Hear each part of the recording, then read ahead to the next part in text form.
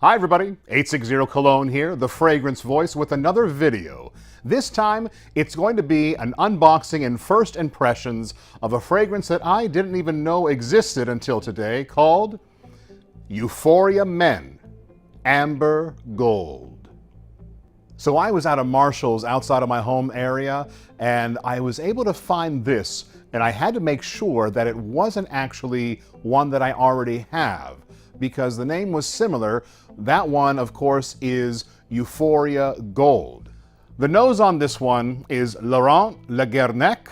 Hope I'm getting his name right. Top notes are cypress, bergamot, and thyme. Middle, honey, sage, oregano, and jasmine. And the base, vetiver, leather, amber, and incense. Like I said, this is going to be a first try unboxing right here. I've heard some good things about this one. I posted on Facebook and asked people, and everyone said positive things about it. There was even some talk of it being a little animalic, which I am really intrigued about. The only thing that concerns me is the oregano. That can be a rather strange note to my nose, but I'm excited about the incense, the leather, and the amber. Also, the thyme is also not really one of my favorite notes. So, let's open this puppy up. Now, this is a 3.4 ounce bottle. I believe it is eau de parfum concentration. Yes, it is. So here we have the bottle. Actually, very nice. I like that rich color. So here we go.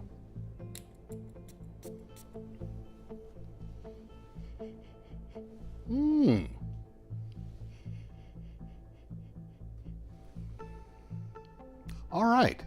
I think someone did say this was a green amber, and out of the bottle I can really agree with that, and that's due to the thyme and the oregano. I think that what might be confusing some people with animalic, that green quality, it's kind of striking, but not in left field at all.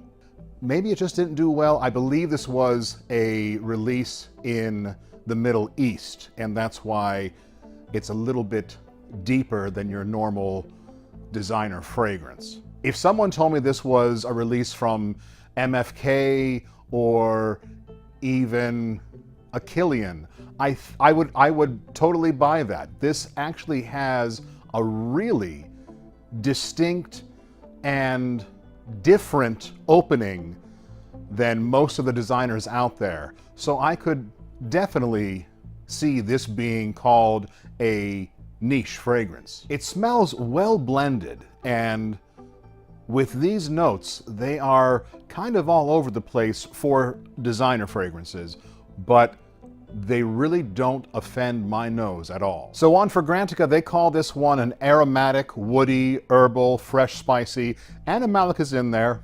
I can kind of see that. And honey is listed below that. It's getting 4.42 out of 5 stars with 22 votes. Not many votes, but a really high rating for this one.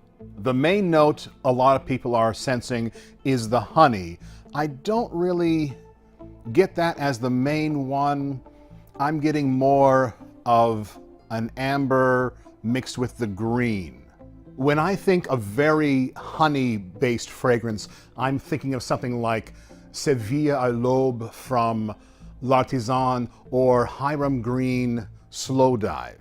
Those are really, really heavy honey fragrances. It's definitely not a sweet fragrance, but it does have a bit of a sweet tendency to it.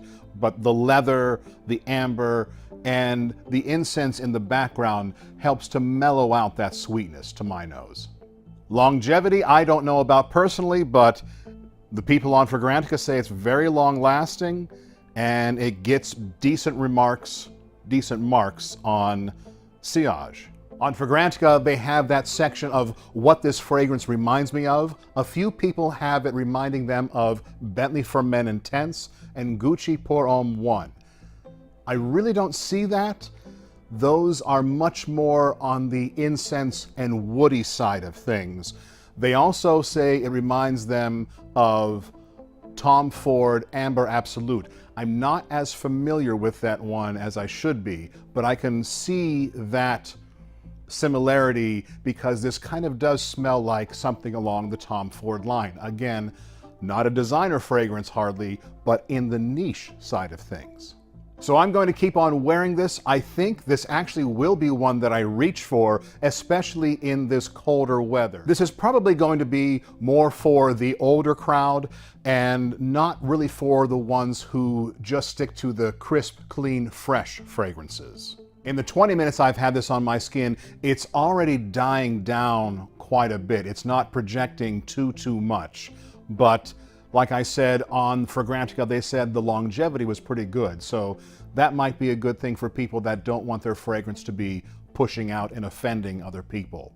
From what I can tell, this is going to be a nice fall and winter fragrance for the older crowd, and a special fragrance for going out, not really for work unless the sillage, the projection stays very low, in which case it could be a interesting choice for work. So let me know if you've tried this and if you've seen it at your TJ Maxx or Marshalls. Let me know the prices out there because they do tend to change drastically from store to store depending on how long they have it on the regular shelf or how long they have it on the clearance. And let us know if you had any other interesting finds at your discounters, Marshalls, TJ Maxx, Burlington, or anything like that. So thanks for watching, and I'll talk to you soon.